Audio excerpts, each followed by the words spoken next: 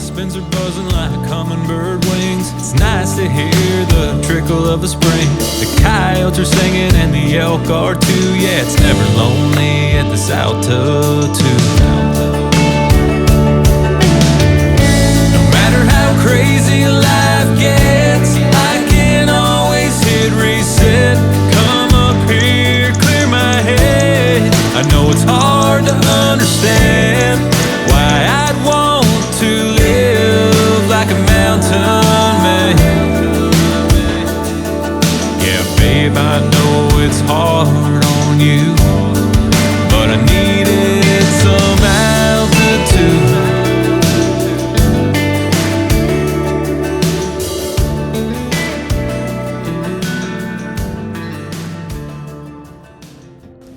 Old Man Winter has wreaked havoc on the Wyoming Range mule deer herd for 2 out of the past 3 winters.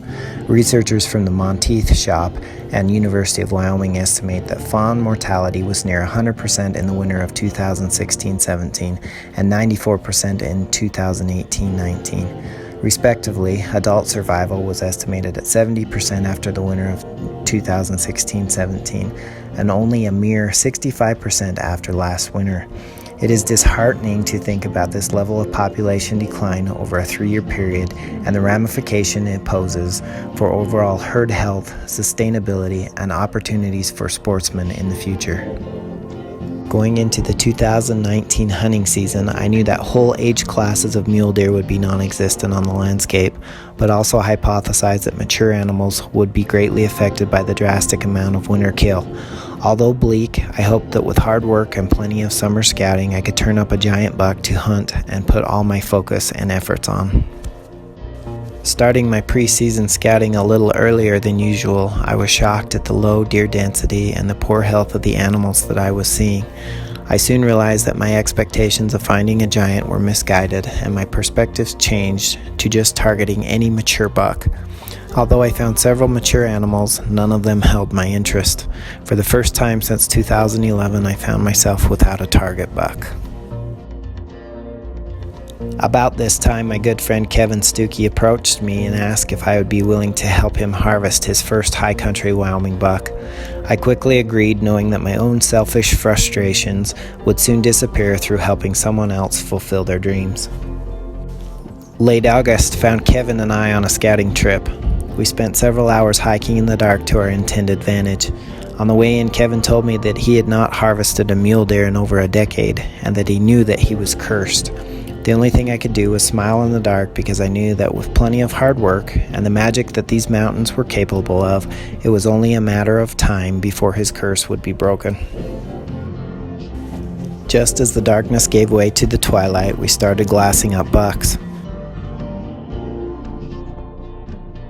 Several bucks caught our eye, and we knew that we had just found the area that we would target for the rest of the upcoming season.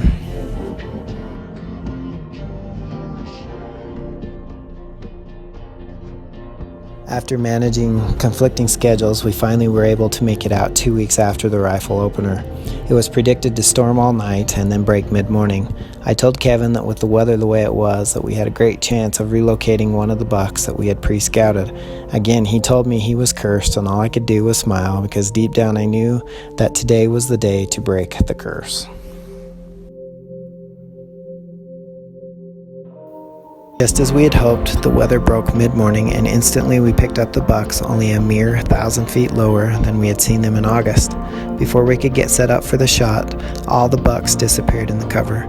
We watched the largest buck lay down, but just didn't totally feel comfortable with the shot that was presented. After a while, he rebedded deeper in the cover, and we lost track of him.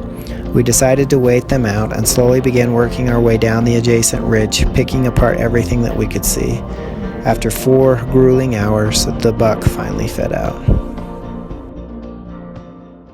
What's happened, dude? Just going to get this deer. Yeah? Pounded him. Yes, you did. And he thinks that he's cursed. I would say you are not.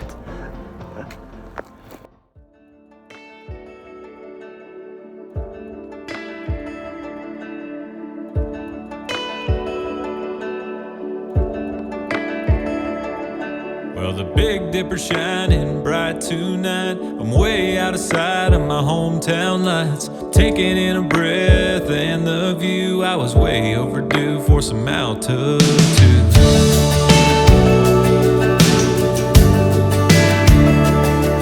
I've been thinking about you, honey, and I miss the kids, but I guess God wired me like this, to feel at home underneath the moon, way up high in altitude. No matter how crazy life gets, I can always hit reset, come up here, clear my head. I know it's hard to understand why I'd want to live like a mountain man. Yeah, babe, I know it's hard on you, but I needed some altitude.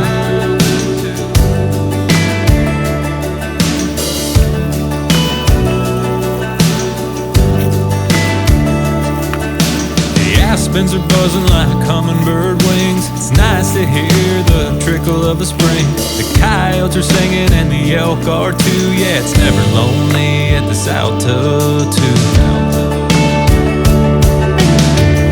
No matter how crazy life gets, I can always hit reset, come up here, clear my head. I know it's hard to understand why I'd want to live like a mountain man.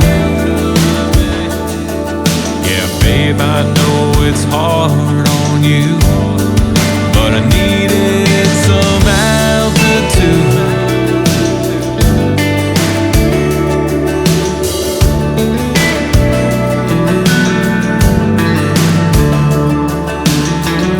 No matter how crazy life gets, I can always hit reset, come up here, clear my head. Before we hang up, honey, you should know I'll always find my way back home, 'cause there's nothing quite like my arms around you, not even a little altitude.